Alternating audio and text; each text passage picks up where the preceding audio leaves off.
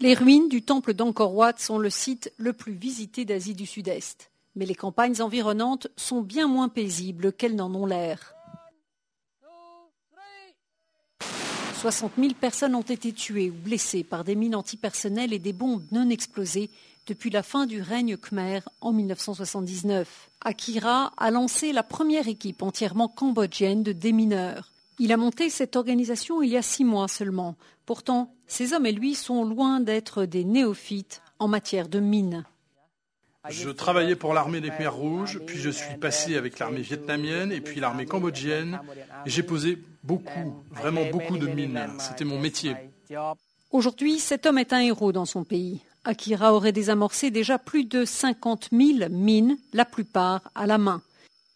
Il anime même des séminaires de formation pour les Nations Unies ou le gouvernement cambodgien. Akira pense en fait que la meilleure chose à faire, c'est d'éduquer le public, y compris étranger.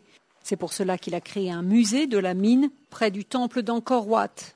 Et les recettes vont aux enfants des victimes et à d'autres programmes éducatifs. Personne ne sait exactement combien il reste de mines dans le sol du Cambodge, mais ce sont des millions, encore des millions. Le musée reçoit des centaines de visiteurs chaque jour. Cela vaut vraiment le coup de venir ici, voir ce qui a été fait et ce qui est en cours. Près de 350 Cambodgiens perdent encore la vie chaque année à cause de ces mines ou d'autres munitions non explosées.